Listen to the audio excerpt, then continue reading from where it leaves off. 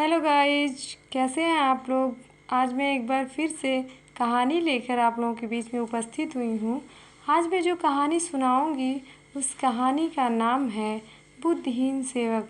उम्मीद है आप लोगों को ये कहानी पसंद आएगी। तो चलिए हम इस कहानी को स्टार्ट करते हैं। किसी शहर में एक सेठ रहता था। किसी कारणवश उस बेचारे का कारोबार घाटा में चलने लगा। वह गरीब होता चला गया। गरीब होने के साथ साथ वह बहुत दुखी भी होता चला गया। इस दुख से तंग आकर उसने सोचा कि इस जीवन से क्या लाभ है, इससे तो मर जाना ही अच्छा है। यह सोचकर एक रात वह सोया तो सपने में उसे एक सन्यासी नजर आए। सन्यासी उससे कह रहे थे कि सुनो सेठ, तुम मरने के लिए क्यों सोचते हो? ऐसा तो कायर लोग करते हैं। तुम मत मरो, मैं तुम्हारे सारे दुख दूर कर दूंगा। तब सेठ ने स्वप्न में पूछा कि महाराज, आप मेरे दुख को कैसे दूर करेंगे? तब सन्यासी ने उपाय बताया।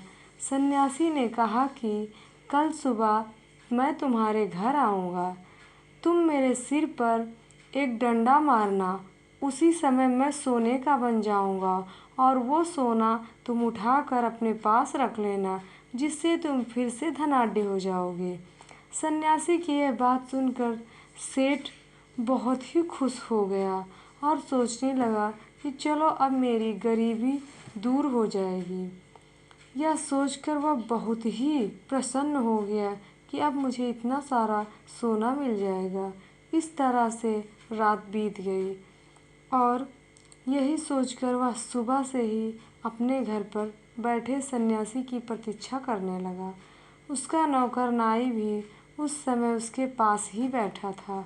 थोड़ी ही देर बाद जैसे ही वह सन्यासी सेठ को आता दिखाई दिया तो उसने यानी सेठ ने झट से अपना डंडा उठाया और जैसे ही सन्यासी जी सेठ के घर आए, उसने सन्यासी के सर पे एक डंडा मारा।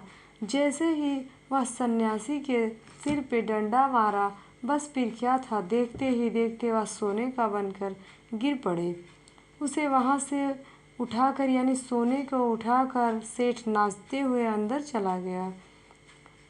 उसने नाई को इनाम में कुछ रुपए देकर कहा, तुम जाओ, लेकिन ये बात बाहर जाकर किसी से मत कहना।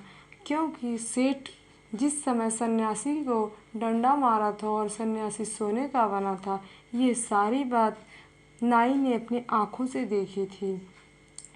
नाई ने अपने घर जाकर सोचा कि जितने भी ये सन्यासी फिर रहे हैं, यदि इनके सिर पर डंडा मारा जाए तो ये सोने के बन जाएंगे।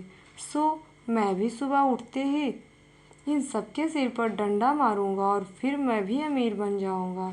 बस फिर क्या था, सुबह उठते ही उसने एक बड़ा सा डंडा लिया और चल दिया।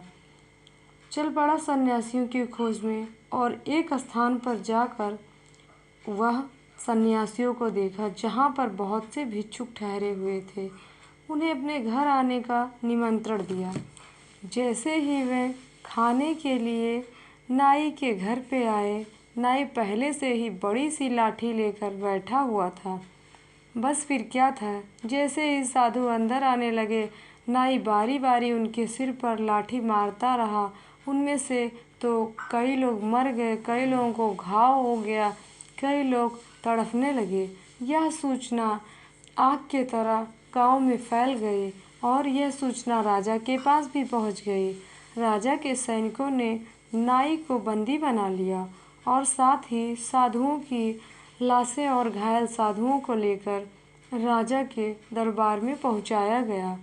राजा ने नाई से पूछा, तूने यह पाप क्यों किया? उत्तर में नाई ने सेठ वाली सारी बात राजा को कह सुनाई। नाई की कहानी सुन राजा ने सेठ को बुलाया और सारी बात पूछी तो सेठ ने अपना सारा सपना राजा को सुना दिया। सेठ की बात सुनकर राजा ने कहा, यह सारा दोष नाई का है, क्योंकि ये देखी देखा किया, इसे फांसी दे दीजिए। इस प्रकार नाई को फांसी दे दी गई। अतः हमें इस कहानी से यह शिक्षा मिलती है कि हमें किसी का कुछ भी देखी देखा नहीं करना चाहिए। जब तक उसके जड़ तक ना जाओ तब तक किसी का देख के कुछ भी नहीं करना चाहिए। Thank you.